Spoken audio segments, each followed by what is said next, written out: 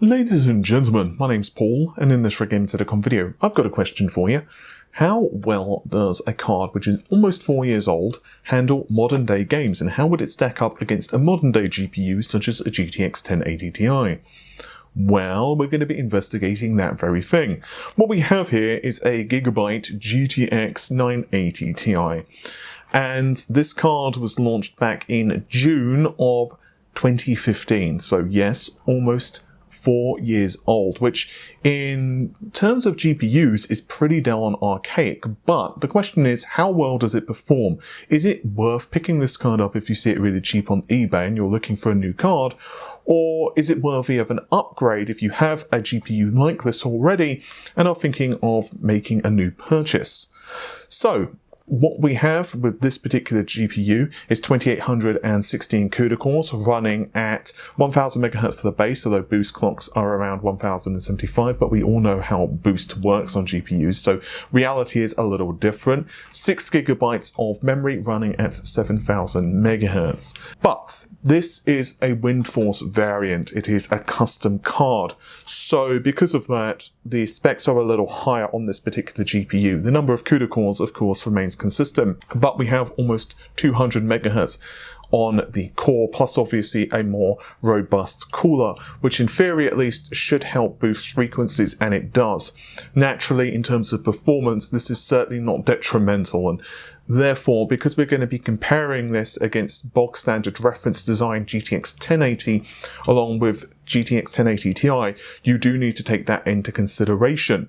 With that said, this video is part of a larger series where we're going to be really checking out various TI level cards and checking out older GPUs and how well they perform in more modern situations and against more modern cards. But the results of this particular GPU were very pleasing to me, and thus I wanted to put out the video for some funsies.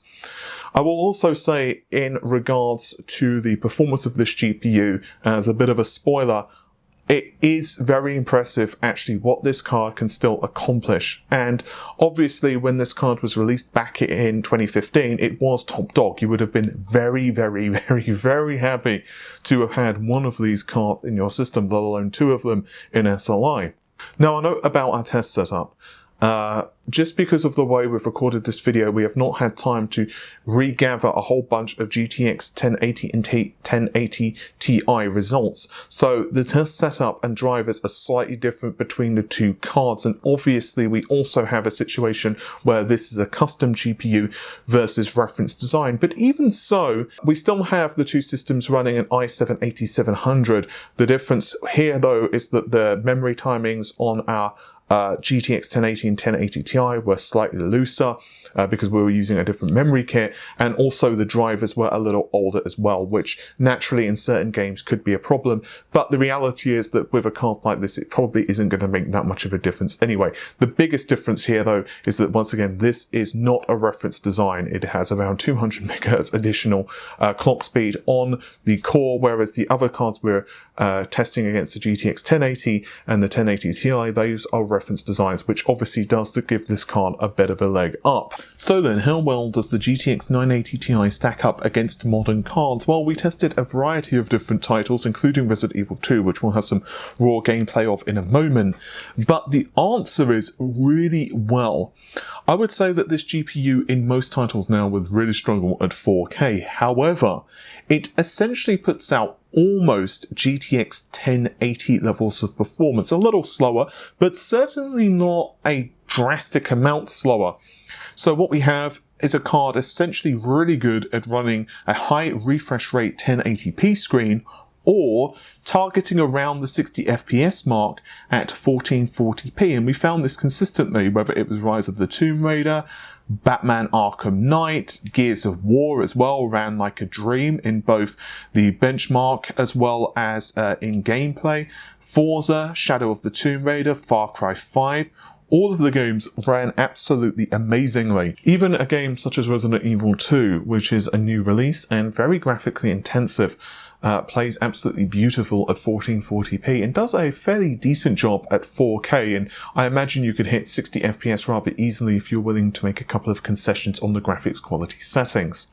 Starting at the game's initial opening where you're in, of course, the burning streets, which are zombie infested, and you've got a lot of stuff going on screen. You've got a lot of graphical effects, and the GTX 980 Ti handles things beautifully here, which is obviously a really good thing, and does speak volumes of how powerful this card was when it was launched. So then, what are my recommendations regarding the GTX 980 Ti? Well, if you do manage to snag a really cheap deal on something like eBay, or you manage to buy one from a friend at a very good price, then honestly it's still a very good card. It's almost as powerful as the GTX 1080, but with obviously less VRAM. How much of an impact that's going to have in many situations?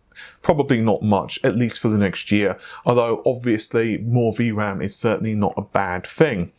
With that said though, I don't necessarily recommend you pick up this card on eBay unless you can get a really good price, because quite frequently this GPU is hitting the $250-ish US mark, considering that not too long from now we're going to have the GTX 1660 Ti and other GPUs launch, which I suspect is going to be as powerful, if not more powerful than this card, and obviously consuming considerably less energies as well, and with a more modern architecture.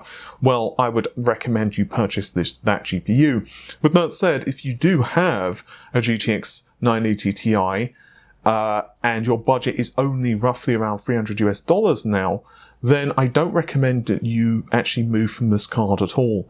And if you once again do manage to get a really good deal on one of these cards, then you can certainly buy with confidence. Judging from what I'm seeing here in terms of performance, I reckon that this GPU will certainly be more than enough throughout the remainder of 2019, which is definitely a good thing, given obviously we're waiting not only for some new Nvidia cards right now, but we're also waiting to see what AMD do in regards to the Navi range of cards in terms of their performance.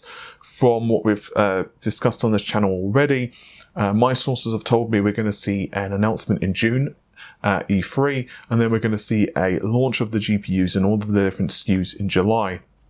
So the bottom line is, a card like this in the short term is certainly going to be more than enough for you.